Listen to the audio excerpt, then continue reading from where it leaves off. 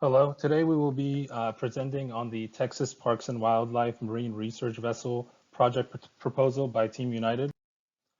My name is Omar Enan. I'm the project manager. On the team members are Jigar, Malav, Nikol, Kaushik, and Booty.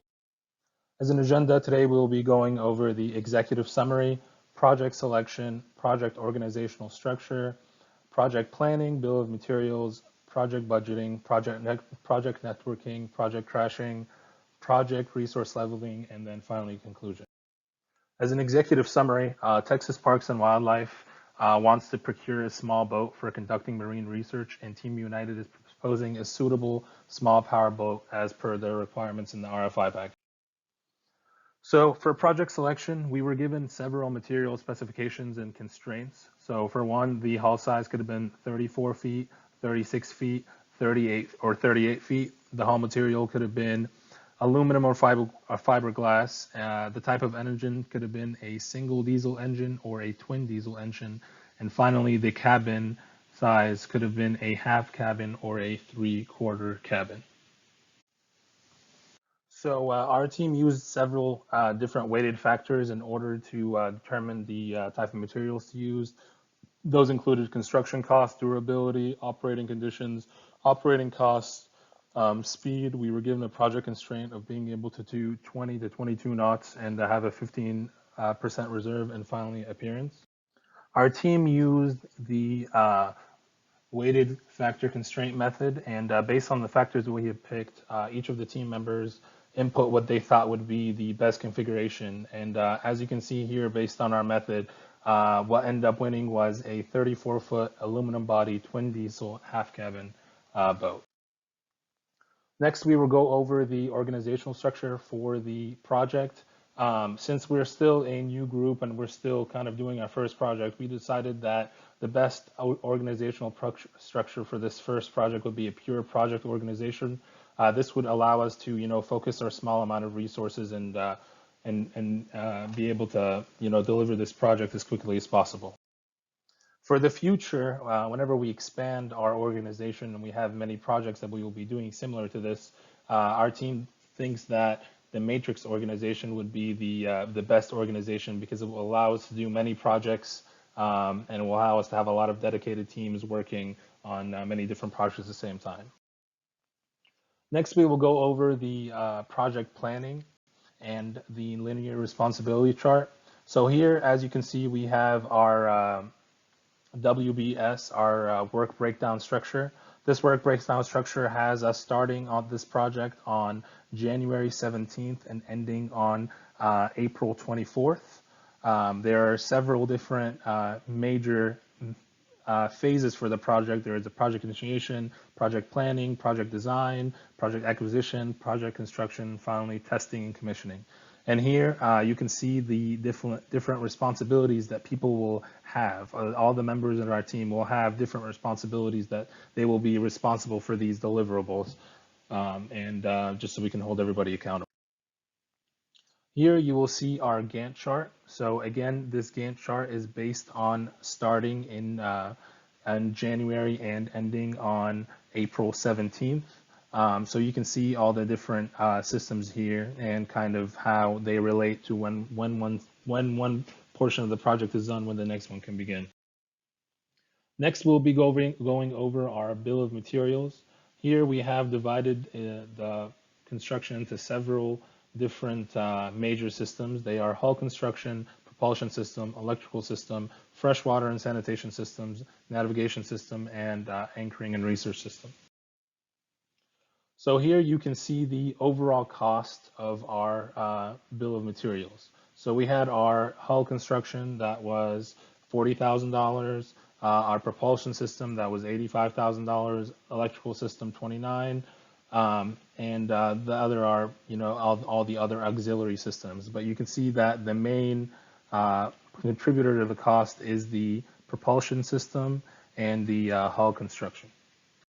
Next, we will go into the budgeting. So here for the direct costs, you can see that project personnel takes the lion's share of our costs. That includes the project managers, engineers, and all of the other laborers.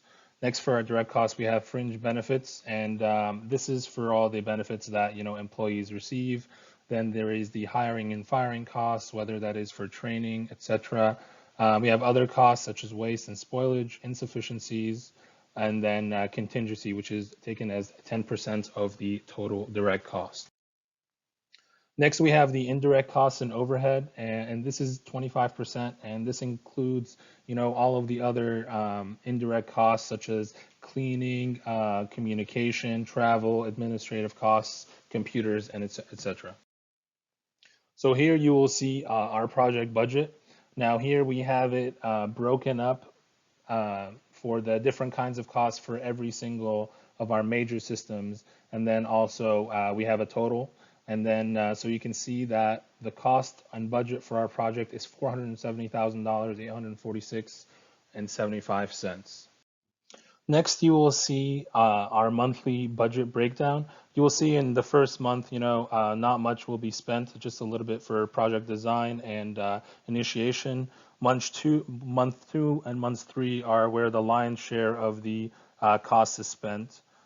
This is for project design and acquisition, and then the beginning of construction, and then finally month four for the remainder of the construction and the testing costs. Here you can see that our budgeting allocation for the different major categories, and you will see that project design and acquisition and project construction really take the lion's share of all of the costs, about 90% of the costs. And then here you will see also our monthly cost breakdown. Next, we will get into the project network. The way we do this is, first off, we start with a simplified work breakdown structure. And from here, we assign each of the major activities and activity time, kind of our best guess of how long it will take to do this activity. From here, we have an earliest start time and an earliest completion time, as well as a latest start time and latest completion time. Now, this is based on previous activities. Now, finally, we have a latest start time minus earliest start time number here, all the way on the right of the WBS. And any activity that has a 0 here means that it is a critical path activity. Any activity that has a little bit of time between when the latest start and the earliest start is, that means the activity has some slack. We have some room to move the activity around, and it will not affect the overall schedule. So any activity that has a 0 here would be considered a critical path activity. So based on our simplified WBS, we will create a network, and from here we will make sure that all the different predecessors have arrows going to the different activities or the different nodes. From here, basically, if you follow this out, and all of the activities in the red on the left will show you what our critical path activities are. And here, if you follow the whole thing out, you will see that for the total time for our project is 816 hours. It will take us a total of 816 hours in order to complete our project from start to finish. Next, we will get into the project crashing. So as we talked about that certain activities have slack, basically we can reduce all of the time for the critical path activities by the slack time. And from there now, basically new critical path activities develop. So here, highlighted or boxed in red, you will see all of the different activities that we ended up crashing.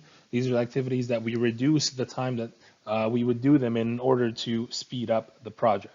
So based on these activities here, we have 8 activities that we end up crashing. Our time goes down from 816 hours down to 624 hours.